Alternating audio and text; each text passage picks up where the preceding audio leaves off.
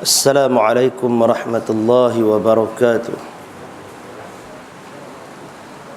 Alhamdulillah, wassalatu wassalamu ala rasulillah wa ala alihi wa sahbihi wa man tabi'ahu wa nasarahu wa wala. Amma ba'd. Tuan-tuan muslimin muslimat yang dirahmati Allah subhanahu wa ta'ala, alhamdulillah, setinggi-tinggi kesyukuran kehadrat Allah Jalla wa'ala, dengan izin kurnia daripada Allah kita dapat berjumpa pada malam ini untuk kuliah. Sebenarnya baru balik mesyuarat di Ipoh, sampai rumah salin mai sini pula. Itu yang agak lewat sikit. Baik, dalam kuliah kita yang lepas kita bincangkan tentang talak dan juga tentang rujuk, kan? Tentang rujuk. Walaupun ada satu artikel selepas daripada kuliah kita tu dalam Surah Abaq, mana punya pensyarah tak tahu, dia tak iktiraf, maksudnya sekadar melakukan persetubuhan tidak boleh dikira sebagai rujuk. Dan itu rasanya berbeza dengan apa yang kita baca daripada pandangan mazhab Syafi'i lah.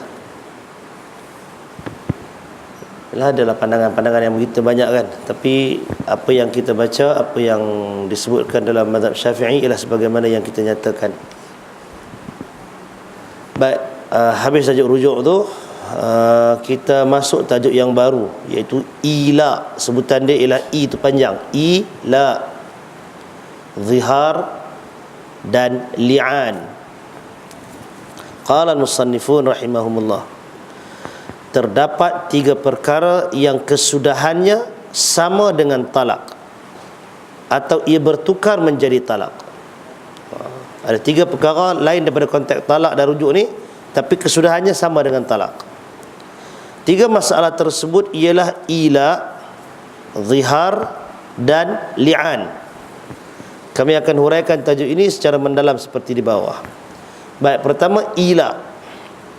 Ta'rif dia, ta'rif ila. Benda apa ila? Nama jangan-jangan dengar, kan? Ke dia baru pertama kali dengar malam ni? Bukan selalu dengar benda ni. Kita dah dengar talak, talak bain, kan, talak sunni, talak bid'i, rujuk, zihar dengar lah. Li'an jangan-jangan dengar. Ila ni benda apa pula? Baik, ila dari segi bahasa berasal daripada perkataan al-aliyah. Benda baca Quran Arab tu, al-aliyah, yang bermaksud sumpah. Firman Allah Subhanahu wa ta'ala, a'udzu billahi minasyaitonir rajim, wa la ya'tali ulul fadli minkum was-sa'ati an yu'tu ulil qurba wal masakin. Dan janganlah orang-orang yang berharta, ulul fadli minkum, orang-orang berharta serta lapang hidupnya di antara kamu, ulul fadli minkum wassa'ah, itu dia. Dan janganlah tu wala ya'tali, itu bersumpah tidak mahu lagi memberi bantuan kepada kaum keluarga dan orang-orang miskin. Ya'tali itu maknanya bersumpah. Apa yang dia sumpah? Ayyutu ulil qurba wal masakin, untuk dia memberi, maksudnya memberikan bantuan sedekah dan umpamanya, ulil qurba kepada kaum kerabat, wal masakin dan orang-orang miskin. Surah An-Nur ayat 22. Jadi ini ta'rif bahasa tentang ila, iaitu sumpah, dan ia digunakan oleh Quran. Baik, ila daripada segi istilah pula ialah suami yang berhak mentalakkan isterinya bersumpah tidak akan bersetubuh dengan isterinya lebih daripada 4 bulan atau secara mutlak, yakni tanpa disebut tempoh masanya. Bila dia katakan secara mutlak, maknanya dia sebut aku takkan setubuhi hang macam itu, dia tak sebut tempoh masa. Itu mutlak maksudnya. Baik, jadi ada juga jenis manusia macam tu lah. Tak nak kata kan, pasal orang bila ada main masalah macam-macam, konflik bergaduh sana sini, hati bila terluka, otak tak ada nak proses dah. Dia akan keluar dulu benda yang ada dalam hati. Benda dalam hati tu dia keluar dulu siap-siap. Otak tak proses lagi. Dah lepas lagi mula dia baru nak proses. Masa tu sibuk dalam WhatsApp ustaz. Macam mana nak buat? Kita pula kena fikir kat dia. Fikirlah dulu sebelum benda-benda tu kan. Walaupun kadang-kadang selepas fikir pun dia akan jadi juga. Baik, jadi hukum ila ini apa dia? Jika suami bersumpah tidak akan bersetubuh dengan isterinya secara mutlak, atau selama lebih daripada 4 bulan dia telah melakukan ila terhadap isterinya. Ada 2 faktor diberikan di situ. Pertama, bersumpah tak mau menyetubuhi isteri. Satu poin.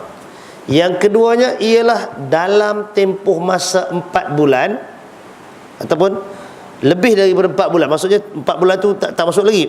Start 4 bulan tu dikira, dan kalau yang terbuka tanpa ada had tempoh, maka itu sudah cukup untuk menjadikan suami itu sudah melakukan ila terhadap isterinya. Jadi apa kesan dia pula? Sumpah bersumpah lah kan, tapi apa dia punya implikasi hukum dia? Terdapat beberapa hukum syarak yang berkaitan dengan ila tersebut. Hakim hendaklah memberi peluang selama 4 bulan kepada suami bermula dari hari dia bersumpah. Ini akan memberi peluang kepada suami untuk menarik balik sumpahnya dan membayar kafarah sumpah, atau menceraikan isterinya jika dia tidak mahu rujuk dan tidak mahu membayar kafarah sumpah. Jadi hak yang ruang diberikan ialah 4 bulan. Ini kena rujuk kepada mahkamah. Bila seorang suami melafazkan sumpah seperti itu, tak kiralah, kadang-kadang yang disumpah macam tu puncanya daripada kena cabar lah. Perempuan duk cabar-cabar, kalau betul berani mai lah, dia cabar. Jangan cabar lelaki. Otak dalam proses, dia akan saut dulu cabaran tu. Jangan cari pasal. Jadi bila kalaulah dia dah berlaku, maka dia kena ingat hari tarikh yang dia lafazkan sumpah tu. Bila bawa pergi mahkamah, dia kena kira tu. Daripada situ hakim akan bagi tempoh selama 4 bulan. Kalau mengikut perundangan dalam mazhab Syafi'i, hakim bagi tempoh selama 4 bulan. Dalam tempoh 4 bulan tu dia kena buat decision, sama ada dia nak batalkan sumpah tadi, maka dia kena bayar kafarah. Kafarah sumpah tu tak kena tengok lah tajuk belakang kita tu, tajuk sumpah tu. Ataupun kalau dia kata dia nak teruskan, maka dia akan suruh menceraikan isterinya. Nak berapa gantung macam tu kan? Maka dia akan mahkamah berhak untuk mengarahkan dia menceraikan isterinya. Jadi kalau dia tak mau bayar kafarah sumpah, dia buat macam itulah. Baik, jika tempoh 4 bulan tadi telah tamat dan suami tetap dengan sumpahnya, dia telah memudaratkan isterinya.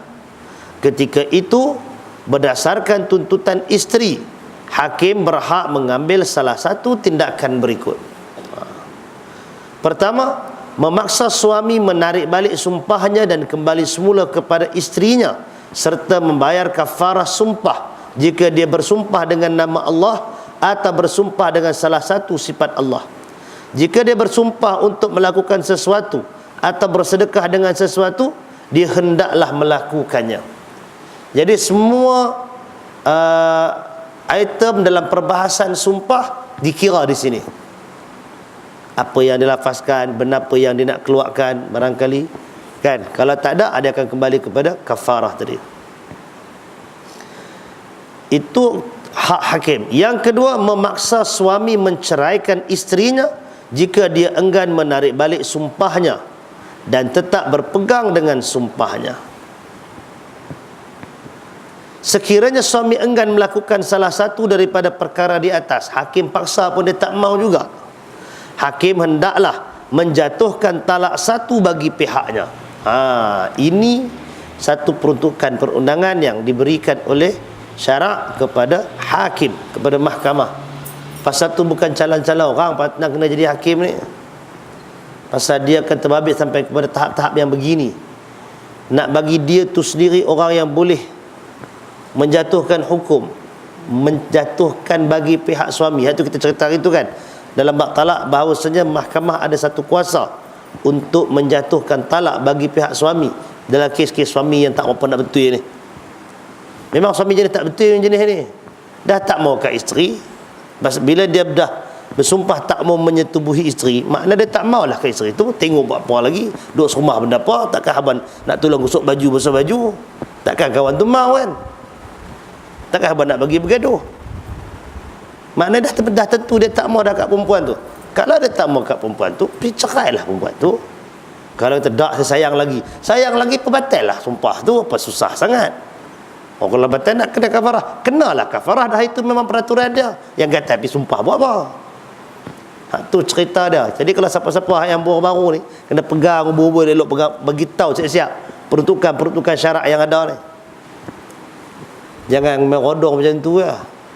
Kalau rasa tak tahu apa, dia mulut jangan senang-senang nak sebut. Jenis yang kadang ni mulut tu dia keluar terlampau cepat, otak tak dalam proses. Tu yang menyebabkan dia lajak keluar benda tu, sekali baru nak menyesal. Apa pun perasaan, apa pun gelora yang ada dalam jiwa, jangan sampai keluar. Bergelora ke, bengang ke, hangat telinga ni sampai hilang dah rasa geram ni, jangan keluar lagi. Mulut jangan keluar apa. Pergi rujuk dulu, tanya macam mana. Kalau begini, barulah rasional benda tu. Jangan buat kerusakan tengah-tengah bebay, tengah-tengah marah. Dia takkan jadi stabil dan dia akan jadi peruntukan yang banyak. Sekali kita ada benda-benda yang kalau suami isteri tu dah kena apa, hilap macam dia kena sumpah tak mau setubuh, 3 hari lah, lepas tu patah balik, jatuhlah standard. Jangan buat kan, bagilah gentleman. Tapi itulah sepatutnya fikir betul-betul. Lepas tu kalau lah kemarahan tu berlaku, bila rasa dah waras, dia kena buat salah satu daripada dua keputusan dia. Kalau dia tak mau buat juga, maka dia jatuhkan hukumnya bagi pihak, dia jatuhkan hukum oleh hakim bagi pihak dia. Itu adalah hak hakim untuk mengelakkan kemudaratan berlaku kepada orang lain, dan tidak ada cara lain melainkan dengan hakim menjatuhkan talak bagi pihaknya. Ini secara konsepnya, secara asasnya macam itulah. Pasal apa kita katakan, siapa yang kita katakan mudarat dalam hal ni? Siapa yang menanggung mudarat? Isteri. Pasal di antara kita katakan apa? Kebahagiaan rumah tangga itu sendiri ialah adanya berlaku hubungan jantina antara suami dan isteri. Itulah antara benda penting dalam perkahwinan. Ramai orang lari bercerai-berai hanya kerana faktor yang begitu. Pasal itu ubat kuat laku di pasaran. Betul tak? Ubat bagi kuat, ubat bagi ketat, ubat bagi gebu, semua ada dan memang laku di pasaran. Salah satu daripadanya ialah kesedaran untuk menjaga institusi rumah tangga.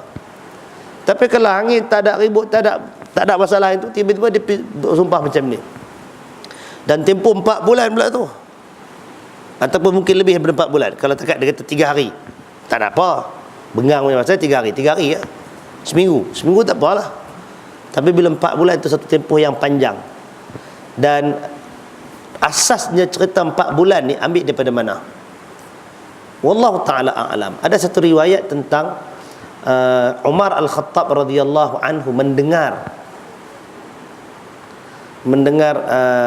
nyanyian syair, bacaan syair oleh seorang perempuan yang suaminya dihantar oleh Umar untuk pergi jihad. Lama dah tiang kati ni tak bergegang. Lebih kurang macam tu lah ayat dia, macam mana tu. Lama dah tiang kati ni tak bergegang. Macam maksudnya adalah aktiviti perkatilan tu kan. Jadi bila tak ada tu, Umar terdengar, dia balik dia tanya kepada Hafsah, berapa lama perempuan tahan untuk benda yang begini? Hafsah berkata 4 bulan. Jadi daripada situ maka Umar menghadkan sampai 4 bulan dan tentera akan dipanggil balik. Kalau kita baca sejarah Umar bin Abdul Aziz kan, rahimahullah, khalifah Bani Umayyah. Umar bin Abdul Aziz bila dia naik jadi pemerintah, jadi khalifah, antara benda awal yang dia buat ialah panggil balik tentera-tentera Islam yang sudah keluar berjihad 6 bulan. Walaupun masa tu dia pun sudah sampai di Jabal Tariq, Gibraltar. Naiklah tu. Turun-turun tu Perancis lah. Mana tak? Kalau turun tu memang dapat dah. Tapi memandangkan dia mikirkan maslahah, mereka ni sudah meninggalkan keluarga lebih daripada 4 bulan. Umar bin Abdul Aziz panggil balik tentera-tentera tu. Itu mudah-mudahan lebih mendapat keredaan Allah Ta'ala. Jadi itu kalau kita bincangkan pasal apa diletakkan had 4 bulan, maka dalam mazhab Syafi'i sebenarnya yang dijadikan sandaran ialah daripada peristiwa decision Umar Al-Khattab radhiyallahu anhu itu. Baik. Dan kerana itu juga kalau kita tengok dalam bab apa dia panggil, ta'liq kan, surat nikah tu belakang ta'liq kan, had berapa dia bagi? Bukan 3 hari. Suami tidak memberikan nafkah zahir dan batin selama 4 bulan qamariyah berturut-turut. Maka apabila diadukan kepada hakim, kepada qadi oleh si isteri dan sabit pengaduannya dalam setengah negeri, ditambah pula item dan dengan membayar RM10 berapa, maka jatuhlah talaknya. Betul macam tu kan? Ha? RM1 ya? RM1 pun RM1 lah. Tapi pasal tu dia punya ayat tu ialah tidak memberi nafkah zahir dan batin selama 4 bulan berturut-turut. Jadi hak lelaki jenis hak cerdik sikit, cukuplah 3 bulan dia masuklah duit RM10 dalam akaun. Yang tu tak pakai dah. Maknanya masuk RM10 tu sudah cukup untuk cover hak lelaki tadi ni. Mahkamah kata ni masuk duit RM10, kira nafkah tu. Oh, jam perempuan macam tu. Pasal tu petua dia tutup akaun. Kalau sungguh nak minta fasah, nak minta cerai ta'liq tu, tutup akaun, jangan bagi dia masuk duit.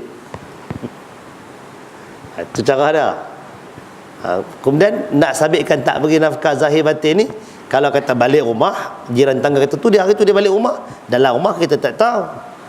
Jadi kalau jiran nampak balik rumah, sudah itu pun menyebabkan longgarlah pendakwaan si isteri tadi. Pasal tu cerita ni panjang, bukan dia senang nak minta cerai ni. Barangkali dia ada boleh menguntungkan apa, boleh menegakkan keadilan. Barangkali juga kecerewetan ini boleh menyebabkan kezaliman kepada salah satu pihak. Pasal tu asas kepada benda ni semua mestilah bertakwa kepada Allah Ta'ala. Apalah sangat yang nak dipegang kan? Marah itu, ego itu, benci itu. Apa benar sangat kita nak bangga dengan tu, dengan kita meninggalkan arahan Allah Ta'ala untuk berlaku adil.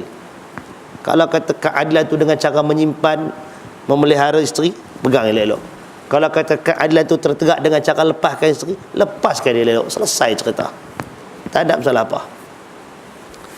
Jadi jangan jadikan benda itu benda yang menghantui kehidupan seluruhnya.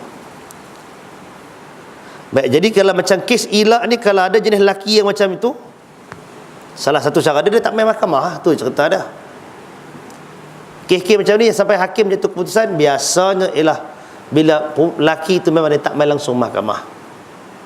Jadi yang perlu dipertingkatkan ialah mekanisme bagaimana nak sapina, nak panggil lelaki itu hadir ke mahkamah.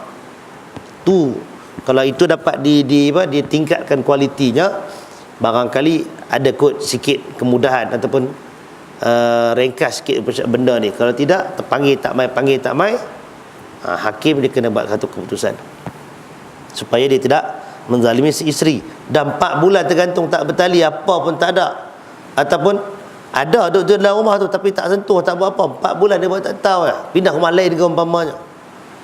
Isteri tu ada kehendak dia juga. Lelaki tu tak tahu kod dia pergi ke mana. Tambah kalau dia pasang 2 pula, dia tinggal satu, pergi satu lagi. Tak ada masalah apa kat dia. Jadi yang isteri tu siapa nak bela? Maka di situ hakim akan mengambil pertimbangan yang sewajarnya. Walaupun barangkali bukan semestinya dengan hakim menjatuhkan bagi pihak suami itu yang paling baik. Barangkali kalau cerai-cerai sekali langsung sebatang kara, apa pun tak dapat. Mungkin juga kan. Jadi di situ hakim akan menimbang dengan sebaik mungkinlah untuk benda tu. Baik, jadi ketika itu hakim menggantikan tempat suami dalam menjatuhkan talak.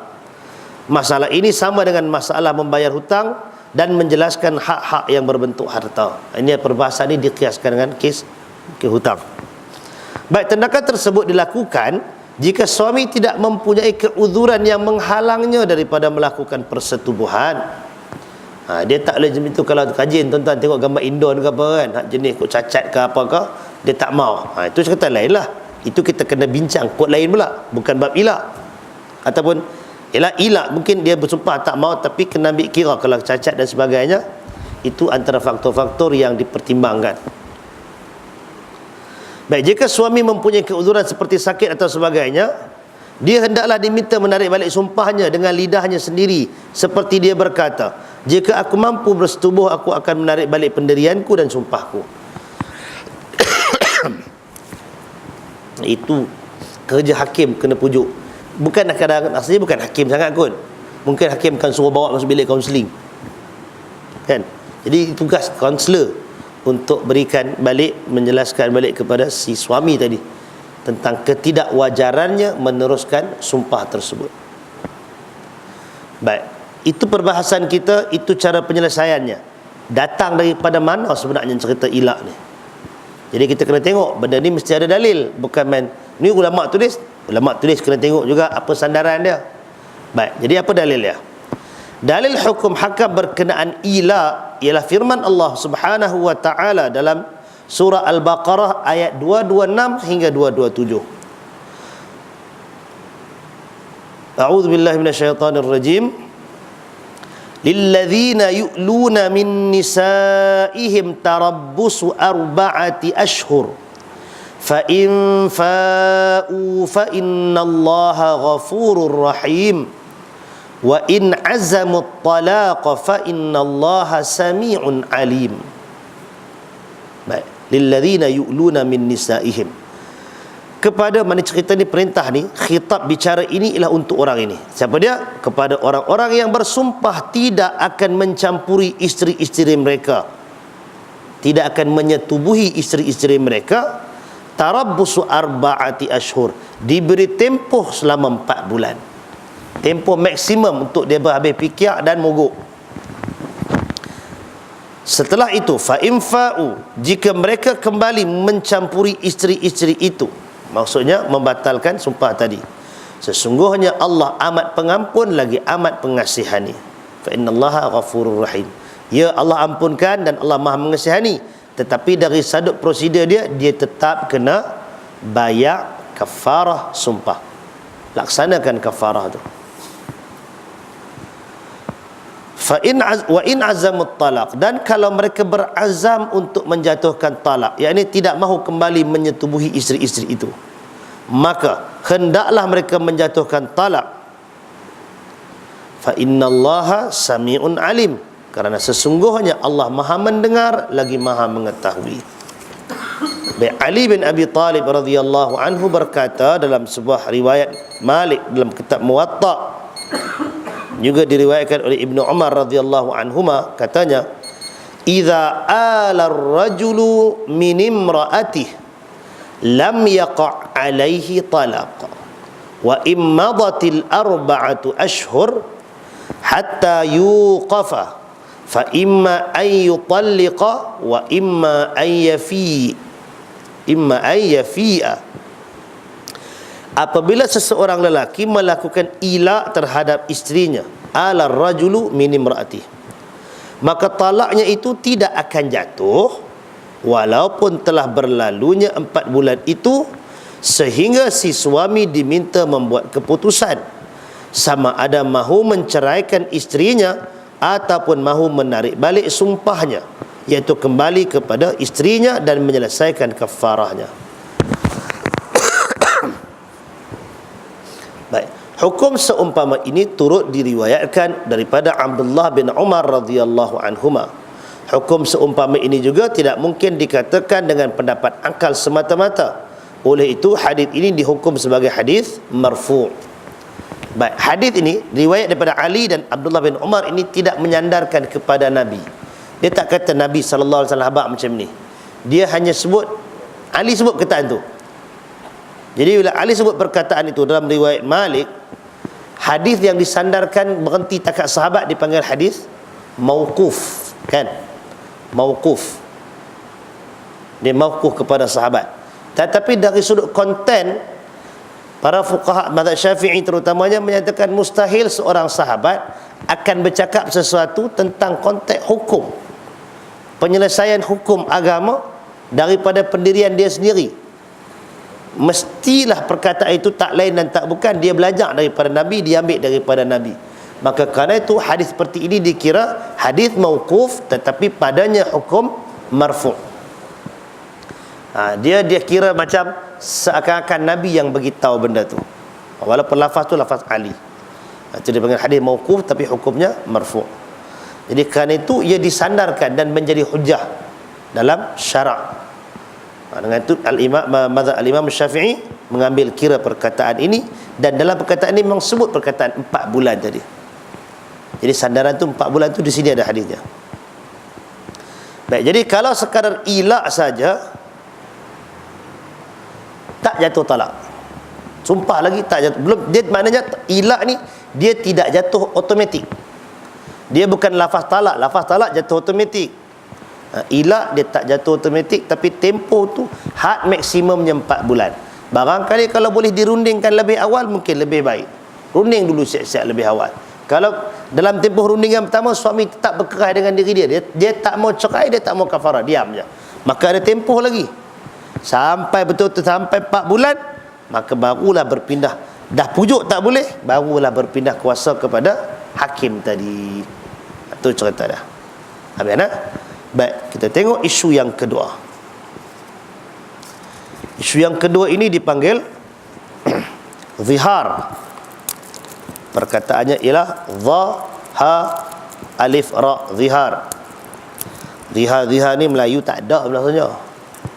Arab adalah style ni, Melayu dia tak ada dengan apa qasad yang begini. Bismillah.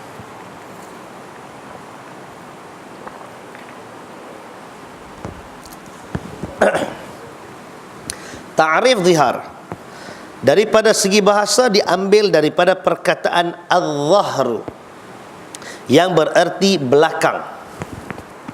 Zahar, belakang. Ini kerana gambaran asal zihar ialah seorang suami berkata kepada isterinya, engkau haram ke atasku seperti haramnya belakang emakku. Pasal apa macam tu? Pasal emak tu haram bagi seorang anak, kan? Bila dia meletakkan begitu, takkan dia nak menyetubuhi perempuan yang disamakan dengan maknya. Bila dia kata haram macam dia haram menyetubuhi maknya dia tak mau setubuhlah isteri dia tu. Jadi konteks zihar ni ialah perasaan ataupun niat suami untuk tidak menggauli isterinya, lalu nak menegaskan benda tu dia habaq macam mak. Engkau seperti belakang ibuku. Jadi itu asasnya. Baik, zihar daripada segi istilah ialah seorang lelaki menyamakan isterinya dengan salah seorang mahramnya seperti ibu atau adik-beradik perempuannya daripada sudut haram mengahwininya. Jadi dari sudut perkataan asalnya sekadar menyamakan dengan mak, tetapi bila dia sebut istilah, dia bukan terhad pada mak saja. Semua kategori wanita yang haram dikahwini oleh lelaki, kalau disamakan isteri dengan mereka ni, maka jatuhlah zihar padanya. Dikira zihar.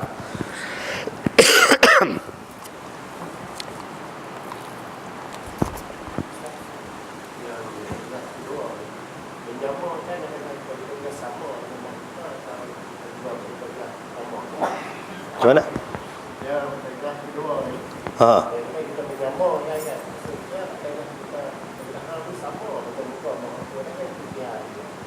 Itu kita kata dia asasnya ialah dengan tujuan mengharamkan persetubuhan.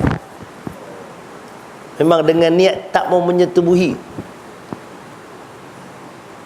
Kalau sekadar menyatakan bahawasanya, tangan macam tangan mak, bukan dia habaq tu untuk mengharamkan persetubuhan, maka itu tidak dikira zihar. Kalau sekadar menyamakan Begitu, kerana konsep asal itu yang kita katakan tadi, tujuannya ialah untuk mengharamkan persetubuhan, bukan sekadar menyamakan secara literal begitu. Jadi bukan sekadar mak, kadang kakak. Mak kok mungkin tak sama kan, tapi hui, hang dengan kak lebih kurang sama. Jadi ayat itu sebenarnya membawa maksud apa? Cerita dengan tenang dan penuh kasih sayang sambil duduk belai, itu bukan tanda nak mengharamkan persetubuhan. Ini dilapahkan geram, hang macam mak. Maksudnya memang tak mau dah. Mana boleh bersetubuh dengan ni? Dia kena dengan konteks dan sebagainya, baru dia benda tu mencapai maksud yang asal dia. Jadi dengan tu zihar ialah dengan qasad mengharamkan persetubuhan. Tengok, orang-orang Arab dahulu menganggap zihar sebagai salah satu daripada cara talak. Jadi kena tengok asal usul cerita zihar ni apa dia. Memang dia salah satu daripada cara Arab jahiliah untuk menceraikan isterinya. Muqaddimah dia ialah haramkan persetubuhan. Dia tak buat cara ilak. Ilak tadi dia lafazkan dengan direct. Aku sumpah aku tak mau macam ni. Yang ni dia tidak direct, tetapi benda tu memang boleh faham. Kalau takkan nak menyetubuhi mak, takkan nak menjadi kakak, takkan menjadi adik dan seumpamanya. Jadi zihar ni ialah kita katakan cabang daripada ilak tadi, cuma dia dalam bentuk simbolik yang direct dengan maksud yang sama. Dan itu digunakan oleh Arab jahiliah dulu. Jadi Islam sebaliknya memberikan tanggapan lain bagi zihar dan memberikan hukum baru yang bukan berbentuk talak. Jadi Islam dia tak jadikan zihar itu sebagai automatik talak. Jadi diberikan ada ruang untuk situ, untuk pelepah diri. Kalau itu beza jahiliah dulu, Arab jahiliah itu antara cara talak. Tapi dalam Islam seperti mana ilak tadi, dia ada dia punya ruang. Dia tak automatik jadi talak. Tapi yang tak automatik itu apa perbahasan? Itu yang dibincangkan. Baik, tengok hukum zihar. Zihar adalah haram dan merupakan salah satu daripada dosa-dosa besar berdasarkan ijma' ulama. Orang lelaki yang buat tu puas hatilah kot dia nak bagi lepas geram dia, tapi sebenarnya dia melakukan dosa besar. Dalilnya ialah firman Allah Ta'ala, wa innahum layaquluna munkaram minal qawli wazura, dan sesungguhnya mereka dengan melakukan perbuatan seumpama, mana macam-macam perbuatan lah, termasuk di dalamnya zihar, telah berkata sesuatu yang mungkar dan dusta. Nampak? Bukanlah zihar saja. Ayat Al-Mujadalah ayat 2 ni bukan terhad pada zihar saja. Semua bentuk perkataan yang mungkar dan dusta, maka itu merupakan dosa. Tapi bila dirujuk kepada bab zihar pula, bila kita kecilkan skop kepada bab zihar, mana yang kata dia mungkar? Mungkar kerana dia itu adalah alat untuk menzalimi. Dia tak mau menyetubuhi isterinya, dah jadi haram, tak boleh setubuh. Tapi nak kata talak, dia tak talak lagi. Ada cerita-cerita yang lain, barangkali tergantung. Wazura dan satu pendustaan, mana nak sama mak dengan isteri? Kan? Tak sama. Tetap juga akan ada kelainannya. Mana boleh benda tu bukan dikelun kan? Jadi itu adalah perkataan zur, qaul zur. Dan mungkar dan zur ini dimurkai oleh Allah Subhanahu wa ta'ala. Baik, lafaz-lafaz zihar. Lafaz-lafaz yang menunjukkan kepada zihar terbahagi kepada dua. Yang pertama lafaz sarih. Sarih maknanya jelas. Dan yang kedua lafaz kinayah, simbolik ataupun kiasan.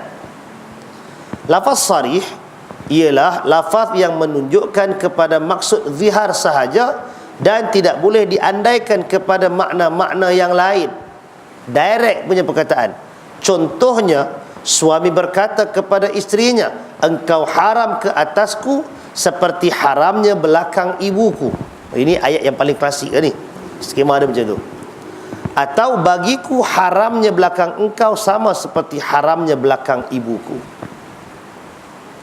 Itu direct, menunjukkan memang berlakunya zihar pasal disebutkan pengharaman dan perbandingan antara isteri dengan mahram. Berikutnya, jika suami melafazkan kata-kata ini berarti dia telah menziharkan isterinya sama ada dia berniat zihar atau tidak selagi dia masih waras serta memahami apa yang dikatakannya itu. Pasal lafaz tu sangat direct, dia tak boleh main-main. Sama macam lafaz talak kan, lafaz talak tak boleh main-main. Kalau dia sarih maka valid. Maka juga dengan zihar ini, kalau lafaz tu direct, ada sebut haram, ada sebut perbandingan, maka dia juga dikira sebagai sarih, maka validlah perkataan tersebut. Yang kedua, lafaz kinayah secara kiasan dan simbolik. Ialah lafaz yang boleh diandaikan sebagai zihar dan boleh juga diandaikan sebagai bukan zihar. Contohnya, suami berkata kepada isterinya, bagiku engkau seperti ibu dan adik-adik perempuanku. Bahasa kita tak pernah sedap benda ni, kita tak guna. Arab memang guna perkataan tu dan dia boleh menjadi, apa maksud dia ni? Melayu ada kesusuran tak perkataan macam ni? Tak. Pasal tu Melayu tu nak kena betul-betul tengok orang yang reti je, dia reti buat zihar ni. Bukan pasal dia bukan budaya Melayu. Orang Melayu lagi senang nak pakai ilak tadi. Tu mungkin banyak geram sangat, aku tak mau hang. Tobat tak mau, dia kata. Apa bulan? 4 bulan. Nasib ilak. Wallah dia tak mau. Tapi untuk zihar bagi Melayu mungkin kita rasakan lafaz-lafaz kinayah ni pun payah dah jumpa. Baik, jadi itu contoh dia. Jika suami berkata demikian, kita perlu melihat kepada maksudnya semasa menuturkan kata-katanya. Kena ambil lah konteks perkataan tu, bukan sekadar lafaz saja. Dia bercakap tu mesti, oh rupanya masa isteri tu beli baju baru, test baju, sama macam mak, sama macam adik. Sama macam mak dengan adik. Rupanya pasal dia test pakai baju baru ke apakah, macam itu. Ataupun pergi dandan rambut, pergi kat spa ke, pergi mana, gunting rambut, tengok rambut cutting serupa macam salah seorang daripada mahram dan sebagainya kan. Jadi bila disebut macam itu, ini maksud apa ni? Tanyalah suami itu maksud dia apa. Kerana dia tak tahu, ada zihar ada juga. Tak apa kalau Melayu, ada zihar. Kalau tak belajar tak tahu. Kalau macam itu tahu pun tidak, lagilah kita katakan dia tak ada maksud. Itu kalau dia dalam bab yang kiasan ataupun simbolik. Tapi kalau lafaz tu memang clear cut, tak ada sebarang takwilan, itu tak boleh nak kata apalah, kan? Baik, seandainya dia bermaksud zihar, lafaz itu menjadi zihar. Tetapi jika dia bermaksud menyamakan isterinya dengan ibu dan adik-beradik perempuannya daripada sudut kemuliaan dan penghormatan, lafaz itu tidak menjadi zihar dan dia tidak dikenakan apa-apa hukuman. Kadang-kadang appreciate seorang suami kepada isterinya, dia nak gambarkan apa? Siapa orang yang paling dia sayang, siapa orang yang paling dia hargai, dia sebut mak. Jadi hang macam mak. Maknanya dari sudut penghargaan, kasih sayang, penghormatan, tidak menduakan. Kecil tak menduakan kan? Dan juga benda-benda yang serupa lah. Jadi kalau yang macam tu, ia tidak dikira sebagai zihar dan tak jatuh hukum apa-apa. Sekarang ni nak cerita yang jatuh zihar tadi. Jika suami menuturkan lafaz zihar secara sarih ataupun kinayah tetapi dengan niat zihar, iaitu suami menyamakan isterinya dengan mahramnya daripada segi haram mengahwininya, kita perlu melihat kepada dua keadaan yang berbeza seperti berikut. Kena detailkan lagi pula tu. Pasal tu bab nikah kahwin ni, dia kena ada menteri nikah kahwin. Musa berjanggut tu, cerita bab ni banyak, jadi selok-belok dah. Baik, jika suami mengucapkan lafaz talak selepas zihar, hukum zihar dimasukkan ke dalam hukum talak. Dengan itu, lafaz zihar yang diucapkan tidak memberi apa-apa kesan, kerana lafaz talak yang disebutkan kemudian telah menafsirkan maksud lafaz zihar. Dengan itu, hanya hukum talak yang diambil kira. Dia sebut samakan, lepas tu dia talak. Mana tak lah maksud dia apa kan? Zihar tak kira, dia kira talak tu, pasal dia dah terlerai terus. Senang cerita yang tu. Tapi yang kedua, jika lafaz zihar tidak diikuti dengan lafaz talak dan perkara yang memutuskan ikatan perkahwinan tidak berlaku, dia dianggap menarik balik lafaz ziharnya dan telah menyanggahi apa yang diucapkannya. Ini kerana tindakannya tidak berpisah daripada isterinya, sedangkan dia telah melafazkan lafaz zihar, dianggap sebagai tindakan yang bertentangan dengan tindakannya menyamakan isterinya dengan mahramnya daripada segi haram mengahwininya. Panjang belit tu. Dia kata hang haram untuk disetubuhi macam mahram yang lain, tapi dia dah berkepit sama dan sebagainya. Jadi tak sama antara perlakuan dengan perkataan itu. Maka ketika itu dia wajib membayar kafarah. Ini kafarah zihar. Dia wajib membayar kafarah dengan segera. Kena kafarah. Apa kafarah zihar ni? Kita tahu kafarah ni, tapi jarang cerita bab zihar. Pasal kafarah dia sama macam berjima dalam bulan Ramadan kan, bulan puasa. Kita tengok kafarah zihar adalah mengikut tertib kemampuan seperti berikut: membebaskan seorang hamba yang tidak mempunyai kecacatan yang menyebabkan dia tidak boleh bekerja, seperti hilang salah satu anggota badan, seperti kaki, atau sakit yang berterusan.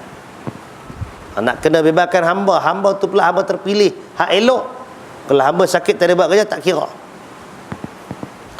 Yang kedua, jika tidak ada hamba seperti pada zaman kita sekarang, ataupun suami tidak mampu membebaskan hamba. Ini kalau zaman ada hamba, suami tak mampu bebaskan hamba, dia mesti berpuasa 2 bulan Islam secara berturut-turut. Tak boleh tinggal sehari. Dia tinggal, dia kena repeat daripada awal. Baru padan muka. 2 bulan tu, kalau tanya apa? Puasa. Esok tanya puasa. Tiap-tiap hari tanya puasa. Hang puasa 2 bulan ke? Nah, puasa 2 bulan ni kesalahan dia 2 tu. Sama ada hak zihar ni ingat dah kot, ataupun lajak masa bulan puasa. Hak tu leceh kan. Jadi jaga baik-baik. Pasal orang tua-tua tak bagi menikah dekat-dekat nak puasa. Takut lupa puasa tu. Dan itu adalah ranking dia yang kedua. Tak boleh yang pertama, kena yang kedua. Dan ada satu kisah, wallahu ta'ala alam, kisah tu betul tak betul, tapi cerita kan, mana seorang raja, dia telah menyetubuhi isterinya di bulan Ramadan. Bila mai pergi ke mufti yang dia tanya, kawan tu katakan dia hang kena puasa 2 bulan berturut-turut. Dia skip dia punya step tu. Cerita.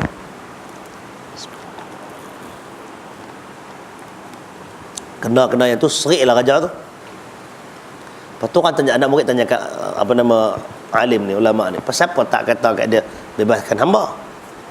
Dia kata dia ni raja, dia ada berapa puluh hamba dah. Kalau kata dia kena bebaskan hamba, bebas tu esok dia buat pula, bebas tu pula esok dia buat lagi. Jadi dia kata trik dia, bagi dia hak ni sekali buat dia serik lah, nak kena puasa 2 bulan. Tak larang nak buat. Itu satu cerita lah. Wallahu ta'ala alam. Walaupun bila cerita tu berlaku, nampaklah macam ada kepentingan dari sudut cara fikir ulama yang memberikan fatwa tu kan.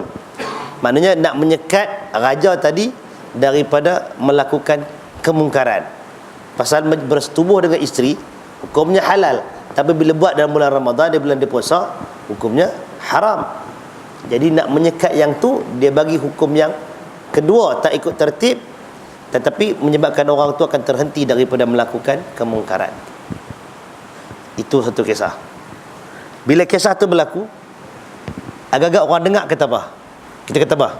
Pandai lah tu, fikir macam tu. Tak? Tapi dalam kisah tu sebenarnya dia ada 2 kesalahan. Kesalahan pertama, dia langgar tertib. Mana pun dia kena lalu tertib. Yang keduanya ialah, yang melakukan kesalahan tu raja, tu individu dia seorang, tu dia dengan Allah Ta'ala. Banyak mana dia buat dosa, dia hadapan dengan Allah Ta'ala. Tapi setiap kali dia buat dosa, dia kena bebaskan seorang hamba. Nilai hamba yang jadi merdeka tu sangat besar di sisi Allah Ta'ala. Nilai membebaskan hamba untuk jadi jiwa yang merdeka, itu sangat besar nilainya. Jadi hikmah Allah Ta'ala meletakkan yang tu, kekalkanlah yang tu. Walaupun dia kata nak sekat raja, hak tu dia buat dengan nafsu dia, tak apa, esok boleh buat lagi, dia berdosa, lepas tu dia dengan Allah Ta'ala. Tapi bayangkan kalau nak 30 hari bulan puasa tu dia buat, 30 orang bebas dah, 30 orang yang merdeka kan. Nilai merdeka itu lebih besar. Jadi kadang-kadang cerita tu nampak macam syok sebelah kan, syok. Bila kita tengok dia punya sudut yang lain, ternyata ada benda yang tak kena. Kalau kisah tu betul, kalau wallahu alam, maka mufti tadi dia tersilap dalam fatwa dia. Itu tuan, kalau kita baca cerita tentang kena ada critical mind, ada benda tak kena ni.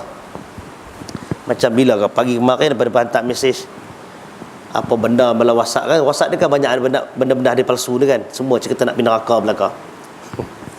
Dah sebar hadis palsu nak pindah neraka. Kalau tanya nak pindah neraka tak mau, tapi saja sebar hadis palsu ni memang tempah neraka. Hantar mesej apa nama, konon ceritanya apa tentang bagaimana menjadi manusia yang Allah redha ke benda apa semua tu kan. Jadi dalam Nabi pun berkata kepada Aisyah, cerita dia, Nabi berkata kepada Aisyah. Bila kita Nabi berkata, maknanya dia kata itu hadis. Dia berkata kepada Aisyah, maka rawi hadis itu Aisyah lah. Janganlah kamu tidur melainkan selepas kamu bertasbih, bertahmid dan bertahlil kepada Allah Ta'ala 100 kali. Subhanallah, alhamdulillah, Allahu akbar kan. Dengar baca yang tu, okey, tak apa. Adalah cerita Fatimah apa semua tu kan. Barangkali yang ni dia main tampal-tampal ni. Main yang kedua, hendaklah dia katakan janganlah tidur melainkan selepas berselawat ke atasku dan ke atas para nabi sebelumku. Yang tu dah suspend dah.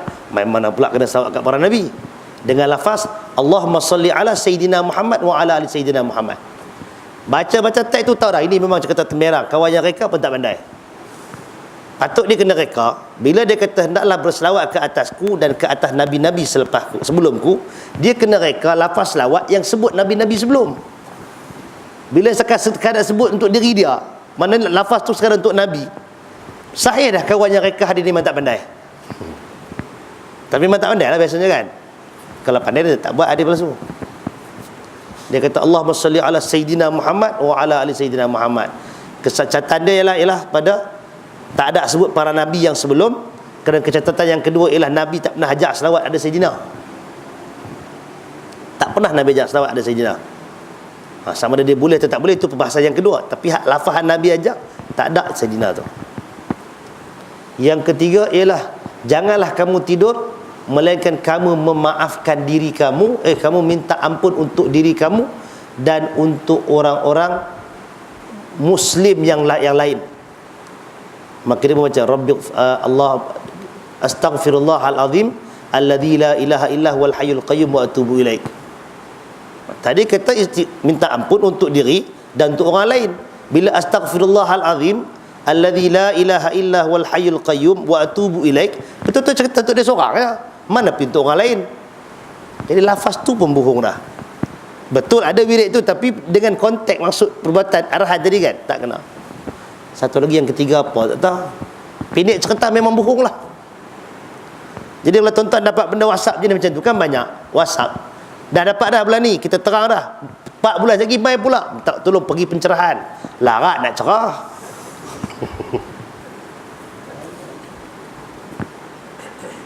Lain kali tangkap lah benda tu. Kadang macam cerita palsu masuk pula. Hak cerita apa, mengundi negara Israel dengan Palestin tahun lepas dah, tahun ni masuk lagi. Kalau satu-satu riwayat itu dikatakan ini daripada hadis Nabi, kemudian dalam tu dia campur semua, ada yang datang daripada ayat Quran, ada yang memang ada dalam hadis sahih, tapi dia rangkumkan semua dalam satu hadis, keseluruhan tu kira palsu. Keseluruhan dikira palsu. Tapi kalau kita nak rajin sikit, kita kata cerakinkan, keluarkan baris ini sebenarnya hadis ni memang tak ada, tapi baris ini duduk dalam ayat Quran, baris ini duduk dalam hadis yang tu. Siapa nak buat kerja tu? Ustaz mana nak layan buat kerja tu? Ustaz Rashid je rajin kau nak buat kerja tu. Tak rajin apa pun. Itu benda-bendanya tuan-tuan. Baik, jadi nak cerita tak mana kita tadi? Cerita tentang critical mind dalam bab cerita-cerita tadi. Baik, habis tentang step tu. Baik, step yang ketiga, jika suami tidak mampu berpuasa atau tidak tahan berpuasa selama 2 bulan berturut-turut disebabkan sakit atau terlalu tua. Kalau kesalahan bersetubuh masa bulan puasa yang terlalu tua tak kot, tak tahu kan, maka dia mesti memberi makan 60 orang miskin setiap orang miskin mendapat secupak makanan asasi kawasan tersebut. Secupak berapa?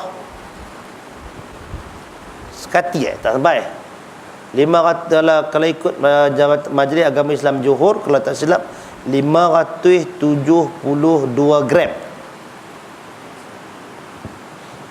Kan? Kalau baca kitab-kitab Arab, dia akan bagi range dia daripada 600 ke 900 gram. 600 gram sekati lah kan. Jadi kalau kita pergi bundarkan dia ke depan, mungkin dalam sekitar 600 gram. Jadi nak kena bagi makan 600 gram sekati beras. Kalau orang Melayu kan, 60 kati beras kena bedak bagi kepada 60 orang miskin. Bukan 60 kati beras bedak bagi orang surau, orang masjid. Tak cik. Orang masjid tambah kalau surau macam ni takkan ada orang miskin. Dia kena bagi makan orang miskin. Nak pergi cari pula orang miskin cari mana? Tengok list Pejabat Agama ataupun cari JKKKKP. Tengok yang tu. Bukan senang kerja tu kan. Jadi benda ni masih bila dia mesti mula dah yang pertama tak ada. Pasal zaman sekarang hamba memang tak ada. Kalau mungkin kalau ada pun dia kata di mana Mauritania ke di Somalia ke ada hamba. Wallahu alam. Tapi kita cerita kita lah kan, hamba tak ada. Jadi nak buat yang pertama tak ada, automatik dia turun yang kedua. Dia mesti buat dulu yang kedua tu. Melainkan memang daripada awal doktor sahkan puasa 2 hari pun tak larat, tak boleh. Nak puasa 2 bulan untuk turut.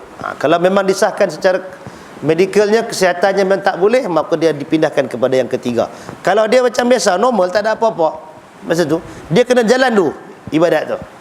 Buat sampai seminggu, tak larat dah. Masuk hari yang ke-8, dia mula dah flat dah. Dia mula hilang, gula turun ke apa ke, baru jatuh mudarat. Maka ketika itu barulah dia dipindahkan kepada hukum yang ketiga. Tapi dia kena lalu dulu benda tu, kalau dia memang sihat daripada awal. Itu kita jadi orang ni condition bila jatuhkan hukum, dia tengok juga condition dia macam mana. Boleh direct tukar ke yang kepada step yang ketiga, ataupun dia kena lalu yang kedua dulu. Itu. Baik, dalil kafarah mengikut tertib. Dalil kafarah zihar mesti dilakukan mengikut tertib kemampuan ialah hadis berikut.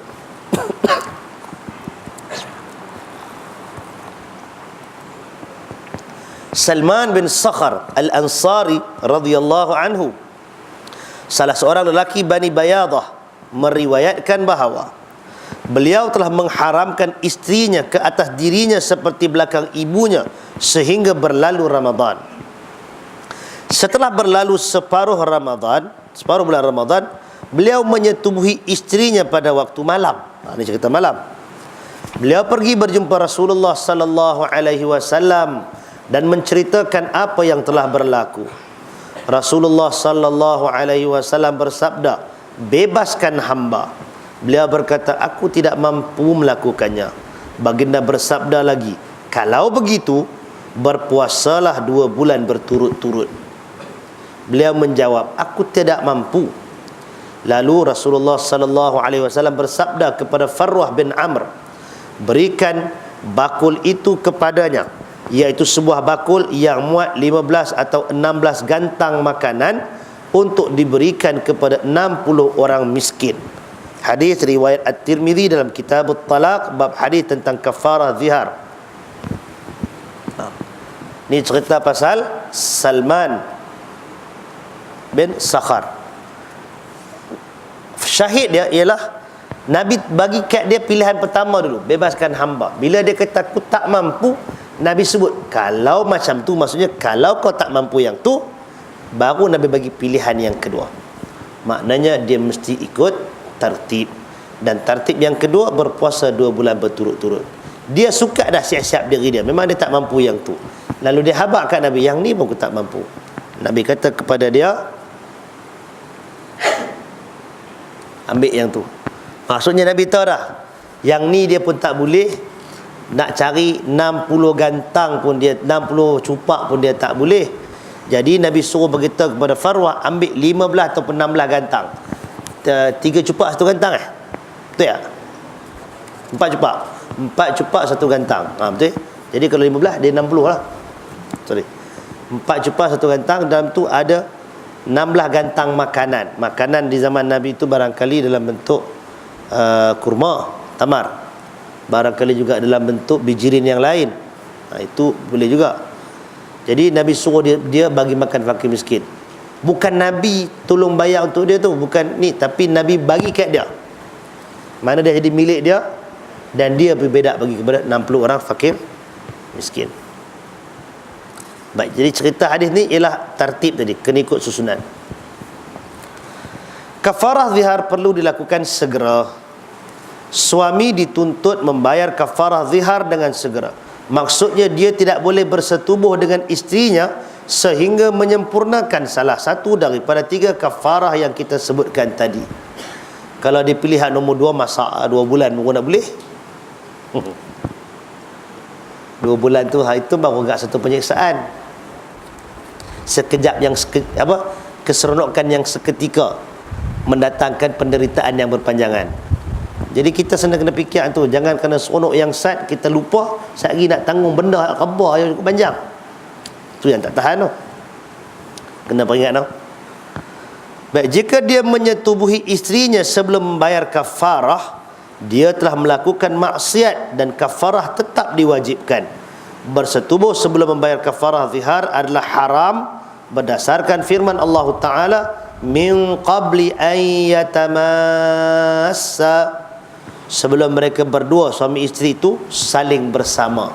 Mas, sentuh, saling bersentuhan. Surah Al-Mujadalah ayat 3. Maksud bersentuhan dalam ayat ni ialah saling menggauli satu sama lain, maknanya bersetubuh. Itu maksudnya. Yatamassa, saling sentuh, menyentuh. Itu ialah simbolik kepada persetubuhan. Baik, dalam sebuah hadis disebut seorang lelaki datang menemui Nabi sallallahu alaihi wasallam. Beliau telah menziharkan isterinya kemudian menyetubuhinya. Beliau berkata, wahai Rasulullah, aku telah menziharkan isteriku kemudian aku menyetubuhinya sebelum aku membayar kafarah. Baginda sallallahu alaihi wasallam menjawab, apakah yang menyebabkan engkau melakukan perkara itu? Semoga engkau dirahmati oleh Allah. Beliau menjawab, aku melihat gelang kakinya di bawah cahaya bulan. Alamak, tengok gelang kaki bawah cahaya bulan, naik syok, lupa tak bayar hukuman lagi. Manusia ni macam-macam. Ada orang dia tengok tema kena pakai ciong sam baru dia naik semangat. Ada orang dia kena tengok pakai ala-ala pantai, dia naik semangat, kan? Jadi yang apa nama kawan ni tengok gelang kaki isteri di bawah sinaran, bukan lampu minyak tanah, di bawah sinaran bulan purnama, dia pula mula naik jadi werewolf. Dia mula nak mengaum. Baginda pun bersabda, janganlah kamu mendekati isterimu sehingga kamu melakukan apa yang diperintahkan oleh Allah. Nabi tegaskan sekali lagi, jangan buat dah benda tu lagi tak siap. Denda tersebut. Jadi apa yang dia dah buat, yang dia buat tu kira berdosa, dia kena taubat kepada Allah Subhanahu wa taala.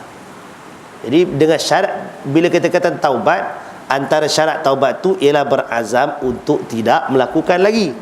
Dia dah zihar nak jalankan hukuman, tiba-tiba dia pergi langgar pula tu sekali. Betul, esok lusa dia buat lagi, yang tu bukan taubat namanya. Kan? Baik, ini adalah seperti mana yang diriwayatkan oleh At-Tirmidzi dalam Kitab At-Talaq, bab hadis-hadis mengenai suami yang melakukan zihar bersetubuh dengan isterinya sebelum membayar kafarah. Ibn Majah dalam Kitab At-Talaq, bab suami yang melakukan zihar bersetubuh sebelum membayar kafarah zihar. Dan dia daripada hadis ini juga daripada Abdullah bin Abbas radhiyallahu anhuma. Baik, habis untuk yang tu, kita ambil yang terakhir sekali dari sudut dalil hukum zihar. Li'an ni kita sambung lain kali, panjang li'an. Baik, dalil hukum zihar. Dalil hukum zihar secara kasarnya diambil daripada hadis yang diceritakan oleh Aisyah radhiyallahu anha, isteri Aus bin As-Samit radhiyallahu anhuma, datang mengadu hal suaminya kepada Rasulullah sallallahu alaihi wasallam. Beliau berkata, wahai Rasulullah, suamiku telah memakan keremajaanku dan aku telah melahirkan banyak anak, yakni hasil hubungannya denganku. Apabila aku telah tua dan tidak boleh melahirkan anak lagi, dia menziharkan aku. Ya Allah, sesungguhnya aku mengadu kepadamu. Beliau tidak berganjak sehingga Jibril menurunkan ayat-ayat ini dalam surah Al-Mujadalah 1 hingga 4. Firman Allah, a'udzubillahi minasyaitonir rajim. Qad sami'a Allahu qawlan allati tujadiluka fi zawjiha wa tashtaki ila Allah wallahu yasma'u tahawurakuma innallaha sami'un basir. الذين يظاهرون منكم من نسائهم ما هن أمهاتهم إن أمهاتهم إلا اللائي ولدنهم وإنهم ليقولون منكرا من القول وزورا وإن الله لعفو غفور. والذين يظاهرون من نسائهم ثم يعودون لما قالوا فتحرير رقبة من قبل أن يتماسا ذلكم توعظون به والله بما تعملون خبير. فمن لم يجد فصيام شهرين متتابعين من قبل أن يتماسا فمن لم يستطع فإطعام 60 مسكينا ذلك لتؤمنوا بالله ورسوله وتلك حدود الله وللكافرين عذاب أليم. Ayat 1 sampai ayat 4 itu turun menjawab pengaduan daripada isteri Aus bin As-Samit. Firman maksud daripada Allah Ta'ala, sesungguhnya Allah telah mendengar kata-kata perempuan yang bersoal jawab denganmu wahai Muhammad mengenai suaminya sambil dia mengadu kepada Allah, yakni mengenai perkara yang menyusahkannya. Mau tak bukan kata kecil hati kan, macam-macam berlaku. Masa muda cekang elok semua sekali, bersamalah dia, berseronok sekali lah. Bahkan kadang-kadang hari harimau pun ada kan. Bila mai dah lanjut sikit, macam dalam Facebook baru ni kan, tak baca pun apa kes tu, so, rambut isteri berbau apa, tak baca pun, tak baca tajuk lah. Dia beralih cinta, cari orang lain pasal isteri tu rambut macam ada bau apa, tak tahu. Ada lah dia punya komplain situ tu. Bau bawang lah. Tak tahu, Allah Allah. Tak baca tapi baca tajuk lah. Oh, masa muda remaja, ya, bila dah lama-lama, taklah kalau dia beralih macam itu tak apa, tapi kes Aus ni sampai dia zihar, dia tak mau langsung. Itu yang dia mengadu benda tu kepada Nabi dan berdoa kepada Allah Subhanahu wa taala. Sedang Allah Maha mendengar perbualan kamu berdua. Allah dengar benda tu. Sesungguhnya Allah amat mendengar lagi amat melihat orang-orang yang menziharkan isteri-isteri mereka daripada kalangan kamu adalah orang-orang yang bersalah kerana isteri-isteri mereka bukanlah ibu-ibu mereka. Ibu-ibu mereka tidak lain melainkan perempuan-perempuan yang telah melahirkan mereka. Tu nak abang kata petak reti ke? Yang kata ibu tu yang beranak kan apa? Tu dia. Ummahatuhum illa in ummahatuhum illa allai waladnahum. Allah Taala sebut yang tu. Sesungguhnya mereka, yakni dengan melakukan yang demikian, ini zihar tadi, berkata suatu perkara yang mungkar lagi dusta. Itu yang kata-kata tadi, benda tu mungkar pasal menzalimi dan dia dusta pasal faktanya salah. Sesungguhnya Allah amat pemaaf lagi amat pengampun. Jadi kerana itu siapa yang dah terlajak, dia kena patah balik, Allah maaf dan Allah ampunkan. Orang-orang yang menziharkan isteri-isteri mereka, kemudian mereka berbalik daripada apa yang mereka ucapkan bahawa isteri-isteri itu haram kepada mereka, maka hendaklah si suami memerdekakan seorang hamba sebelum mereka berdua bercampur. Ni. Tadi itu yang katakan tadi, ayat ni sebut kalau nak kembali semula, maknanya nak membatalkan pengharaman tadi, maka dia kena bebaskan hamba dulu sebelum berhubungan. sebelum melakukan persetubuhan. Dengan hukum yang demikian itu kamu diberi pengajaran, yakni supaya jangan kamu mendekati perkara yang mungkar itu. Allah amat mendalam pengetahuannya tentang apa yang kamu lakukan. Kemudian ni apa? Sesiapa yang tidak dapat memerdekakan hamba, maka hendaklah dia berpuasa 2 bulan berturut-turut sebelum mereka, yakni suami isteri itu, bersetubuh. Sesiapa yang tidak mampu berpuasa, maka hendaklah dia memberi makan 60 orang miskin. Ditetapkan hukum itu untuk membuktikan keimanan kamu kepada Allah dan Rasulnya, dengan mematuhi perintahnya serta menjauhi adat jahiliyah. Itulah batas-batas hukum Allah bagi orang-orang yang kafir. Bagi orang-orang yang kafir disediakan azab siksa yang tidak terperi sakitnya. Baik, jadi dalam ayat ni sebut tentang sitina miskina, bagi makan 60 orang miskin. Masalahnya ialah mai mana yang kata satu orang miskin dengan secupak? Siapa dapat? Satu orang makan secupak. Ambil daripada hadis tadi, hadis Tirmizi. Quran kata 60 orang miskin. Hadis dari Nabi kata situ ada 15 gantang. Jadi 15 gantang beda untuk 60 orang. Maknanya seorang dapat secupak. Itu calculation dia.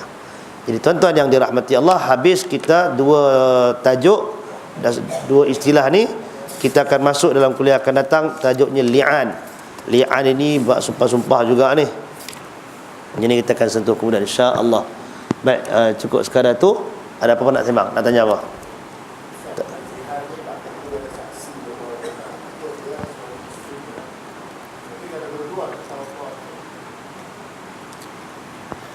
Dua-dua tak tahu apa, siapa pun tak tahu apa yang dia pun tak tahu, dan siapa pun depa pun tak tahu apa yang orang tak tahu. Itu dengan Allah Taala. Tapi ingat Melayu tak arti zihar-zihar ni, tak ada arti lah. Memang tak dalam budaya kita. Ada budaya lain dah? Tak ada kan. Budaya Arab saja. Tak tahu ke bangsa India, Cina tu kok ada, tak tahu lah kan. Tapi Melayu ingat tak ada. Tak tahu lah kok zaman klasik-klasik dulu ada, tak ada kot.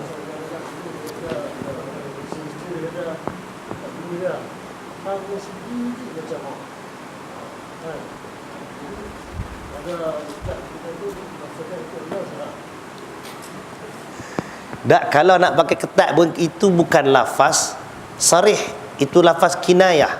Jadi kena tanya maksud pada suami tadi. Suami tu sekali suami tu kata zihar tu apa? Kalau dia tanya zihar tu apa, tak maknanya memang tak ada niat dah benda tu. Dia tak payah jatuh hukum zihar lah kat dia. Tak, kadang-kadang ialah bukanlah kita nak sangka buruk, kadang-kadang ialah orang tak, dia tahu hamba tak ada nak puasa 2 bulan berturut-turut susah. Yang ada pilihan bagi makan. Dan bagi makan ni satu ketika dulu tak tahu masyarakat kita kalih kod mana takrif miskin, tak tahu. Fidyah semua yang patut bagi orang miskin ni buat apa? Bayar fidyah. Bagi siapa? Bagi kat orang masjid. Fidyah bagi ke AJK masjid. Oh, untung banyak AJK masjid. Yang tentu salah seorang dapat panggung tu ialah ustaz. Jadi duk sokong tarik, padahal tak layak kan. Fidyah bagi kepada orang miskin. Tapi dia berkata, tapi orang miskin kampung ni tak pernah pergi masjid pun. Bukan masalah dia kena pergi masjid, bukan syarat orang miskin tu kena pergi masjid baru dapat fidyah. Bila dia Muslim, dia miskin, bila fidyah dia berhak dapat benda tu. Walaupun tak bersejak kaki ke masjid pun. Mudah-mudahan dengan bagi benda tu dia boleh dekatkan diri dia dengan masjid. Kan? Melainkan kalau kita jatuhkan hukum kafir kat dia pasal tak pergi masjid. Ada orang buat begitu. Oleh kerana tak masjid maka dia kufur. Berkufur tak layak dapat. Kalau kufur terkeluar daripada dapat fidyah kan. Tak ada lah. Wallahu ta'ala a'lam. Subhanakallahumma bihamdika asyhadu an la ilaha illa anta astaghfiruka wa atubu ilaik. Assalamualaikum warahmatullahi wabarakatuh.